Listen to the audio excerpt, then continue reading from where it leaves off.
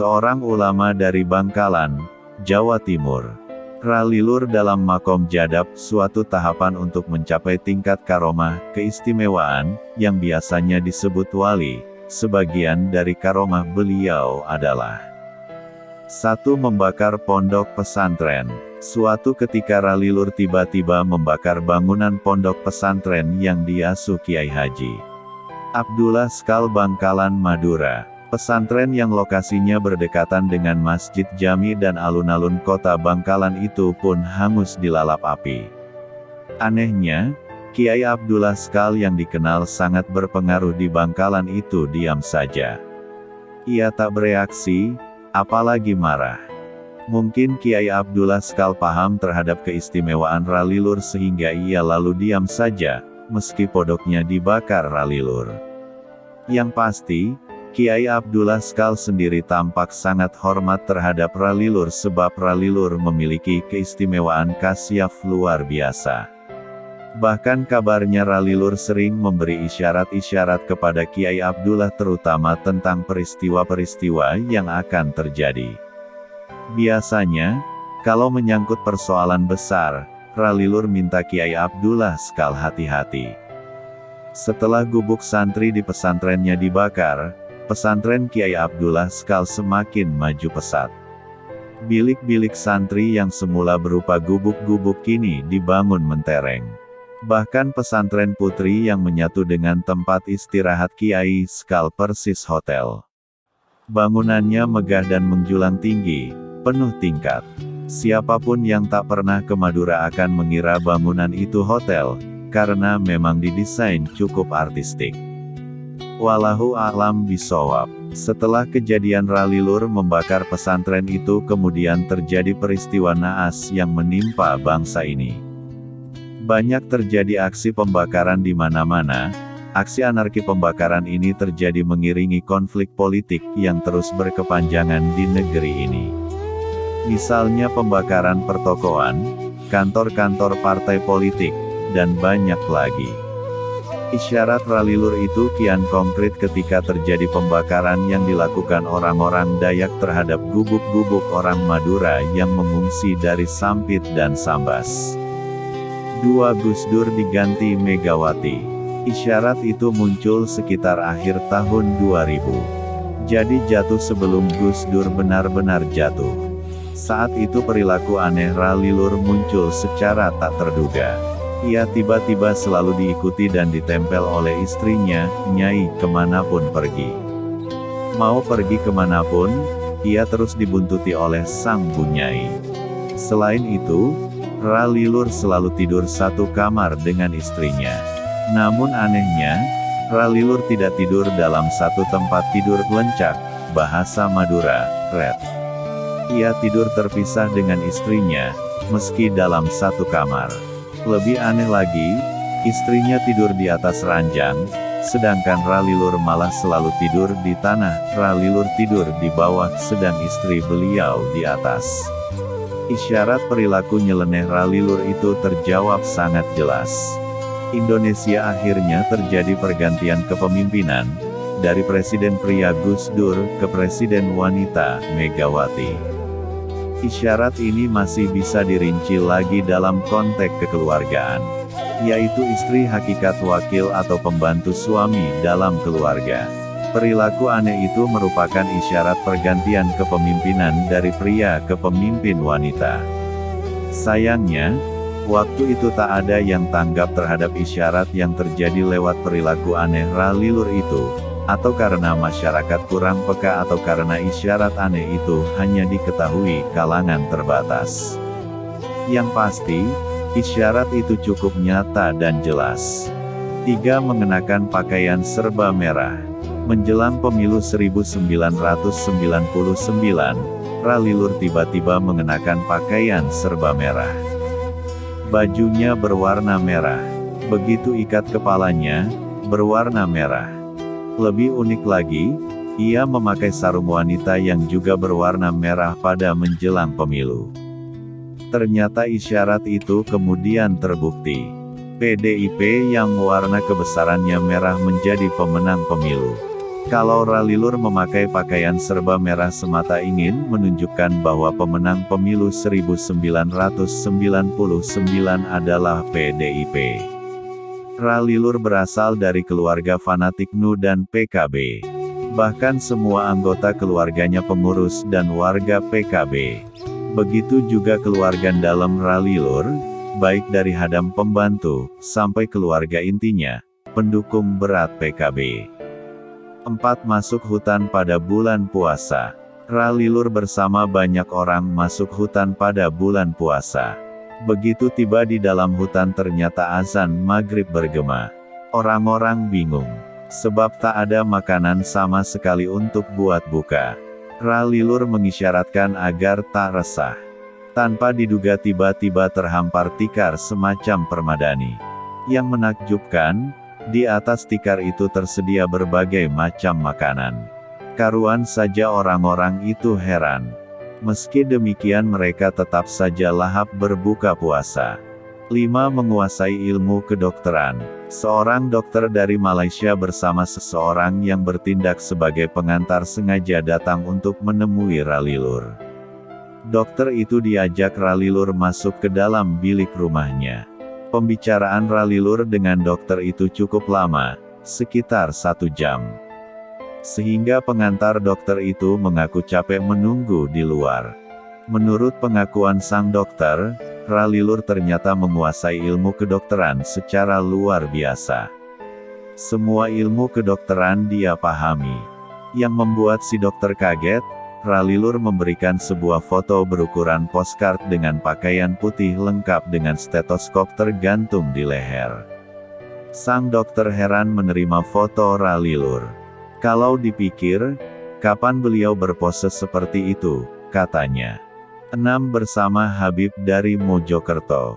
Habib Ali Zainal Abidin bin Anis Al-Muhdor, kelahiran Jember, pernah menyaksikan keajaiban Ralilur.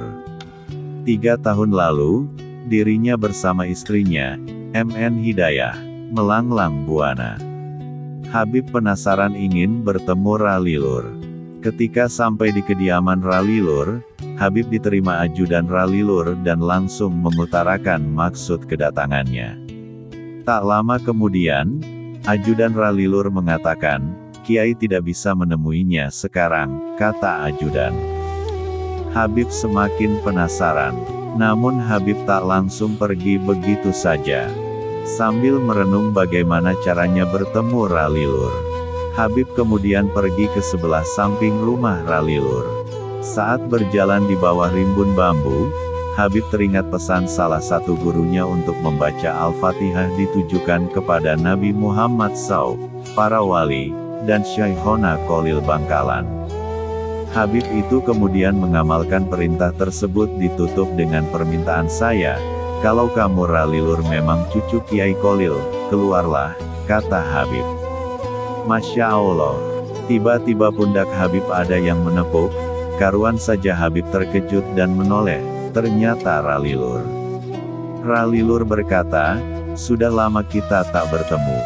Kamu yang saya tunggu beberapa hari ini. Habib Ali semakin tak percaya bahwa dirinya merasa tak pernah bertemu dengan Ralilur. Setelah itu Ralilur mengajak Habib duduk di atas gubuk di tengah sawah. Saat itu mereka ditemani salah satu ajudan Ralilur. Tiba-tiba Ralilur berkata, silakan susunya diminum. Padahal tak ada pelayan yang mengantarkan. Ajudan yang tadi menemani juga tak beranjak pergi. 7 nelayan dan jaringnya. Seorang nelayan di kecamatan 10 sontak kaget. Karena jaring dia tebar di tengah laut tiba-tiba terasa berat ketika diangkat. Nelayan tersebut harap-harap cemas menarik jaringnya. Dalam pikirannya, ini pasti ikan besar. Begitu jaring itu berhasil diangkat ke atas, nelayan itu kaget dan tertegun, Masya Allah. Ternyata bukan ikan, melainkan tubuh Ralilur yang sedang membujur. Kontan nelayan itu menceburkan kembali tubuh Ralilur ke laut. Nelayan menduga, jangan-jangan Ralilur telah meninggal karena tenggelam di laut. Tapi dugaan nelayan itu meleset. Karena Ralilur sehat walafiat, tubuhnya tetap segar bugar sampai kini. Menyaksikan kenyataan itu, nelayan semakin percaya bahwa Ralilur itu waliullah, kekasih Allah SWT. Sejak peristiwa itu, hasil tangkapan nelayan tersebut langsung melimpah. Setiap kali turun melaut, hasil tangkapannya lebih banyak daripada nelayan lainnya. Nelayan pun yakin bahwa dirinya telah mendapat barokah, yakni terus bertambahnya kebaikan. Bukankah orang menyebut barakah sebagai zidayatul khair, semakin bertambahnya kebaikan? 8 Obat mah dan puyer. Salah seorang warga pernah sakit tak komplikasi penyakit dalam stadium akut. Bahkan sang pasien sudah hampir 1 bulan opname di salah satu rumah sakit swasta di Surabaya. Karena terapi penyembuhan kedokteran tak ada perkembangan mengembirakan, salah seorang anggota keluarga pasien memutuskan untuk minta barokah Ralilur. Kiai memberikan obat mak dan obat puyer sakit kepala. Setelah diminum alhamdulillah sembuh, tegas Salim, saudara si pasien menjelaskan. 9 Pil mencret atau ngurus. Seorang penduduk desa terpencil sedih karena kehilangan sapi, yang merupakan satu-satunya harta paling berharga bagi keluarganya. Karena ingin sapinya kembali, dia sowan ke kediaman Ralilur untuk minta barokah agar sapinya bisa kembali lagi. Ralilur langsung menemui tamunya tersebut itu. Padahal, tamu yang silaturahmi ke Ralilur, biasanya baru bisa ketemu minimal setelah 3 kali silaturahmi. Tapi, kali ini aneh. Ralilur malah dengan senang hati membantu orang yang malang itu. Warga yang kehilangan seekor sapi itu diberi pil mencret atau ngurus. Tentu saja orang itu bingung dan dongkol. Sebelum pulang pil itu tetap diminum sesuai petunjuk Ralilur. Meski demikian ia tetap saja pikirannya tak bisa menerima. Di tengah perjalanan menuju rumahnya, tiba-tiba perutnya mules. Orang malang tersebut pergi ke sungai untuk membuang hajat. Ajaib, orang itu melihat beberapa ekor sapi ditambatkan di semak-semak di sekitar sungai itu. Ketika diperiksa, salah satu sapi yang ditambatkan itu adalah miliknya. Ia girang bukan main. Namun di balik kegirangan itu ia juga merasa berdosa. Orang itu menyesal karena hatinya sempat dongkol pada Ralilur ketika diberi obat ngurus. Pengusaha besi kapok datang. Seorang pengusaha besi tua bernama Haji Hasan yang tinggal di Cililitan, Jakarta silaturahmi ke rumah Ralilur. Pengusaha itu disambut ajudan sekaligus dihadapkan kepada Ralilur. Hasan lantas menceritakan masalahnya. Ralilur mendengar semua cerita Hasan. Namun yang membuat Hasan tak habis pikir, ketika hendak pulang, ia diberi obat sakit kepala Paramex. Dengan diliputi tanda tanya, Hasan pulang ke rumahnya di Jakarta naik bus. Dalam perjalanan haji Hasan terus berpikir mau diapakan obat ini. Kenapa pula Kiai memberi saya ini? Gumam Hasan dalam hatinya. Seminggu kemudian, Haji Hasan ternyata tertimpa musibah. Usahanya rugi 100 juta rupiah. Isyarat Ralilur itu terjawab, rupanya itu maksud Kiai memberi obat, kata Hasan tersenyum kecut. Sebulan kemudian, Haji Hasan mendapat kabar dari saudaranya di Tanah Merah, Madura bahwa abahnya Ayah Red terbaring sakit keras di atas pembaringan. Hasan pun bergegas pergi menemui abahnya. Hasan lantas menemui guru abahnya, yaitu Habib Soleh Tanggul, Jember. Habib Soleh Tanggul meminta Haji Hasan membawa tasbih.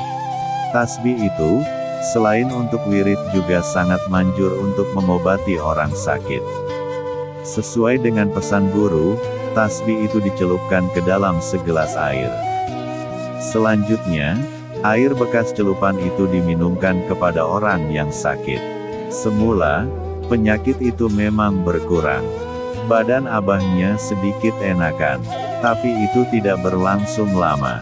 Beberapa waktu kemudian, bapaknya kembali jatuh sakit. Haji Hasan pun segera beranjak pergi meminta doa kepada Ralilur. Yang tak membuat Haji Hasan heran lagi, ketika Ralilur memberinya kapas berikut minyak telon. Itu diberikan ketika Haji Hasan hendak pulang. Seperti sebelumnya, dalam perjalanan menuju rumah orang tuanya di Tanah Merah, hati Haji Hasan diliputi tanda tanya yang hebat. Begitu tiba di rumah abahnya, ia mendapati banyak orang menangisi kepergian orang tua lelakinya itu. Rupanya, kapas dan minyak telon itu sebagai perlambang bahwa penyakit orang tuanya tak dapat disembuhkan. Akhirnya Haji Hasan pengusaha besi tua tersebut kapok bertemu Ralilur lagi. 11. Salah satu karomah Ralilur adalah bisa membelah diri, alias pecah raga, di satu waktu yang sama pada tempat yang berbeda. Kisah karomah Ralilur disampaikan oleh H. Husni Madani, ajudan Ralilur. Berikut kisahnya. Suatu ketika, H. Husni Madani menggelar resepsi pernikahan salah satu putrinya di Desa Banjar, Kecamatan Galis, Bangkalan, Madura. Ralilur bertindak penerima tamu sekaligus pengundang untuk 300 kiai se-Madura di acara resepsi pernikahan itu. Secara tiba-tiba, para undangan tercengang. Ralilur tampil di atas panggung bermain drama. Layaknya seorang bintang TV, Ralilur terus berakting di hadapan ratusan kiai. Karuan saja para undangan terperangah melihat kepiawaian akting Ralilur. Pada keesokan harinya, datang salah seorang kiai menemui H. Husni Madani.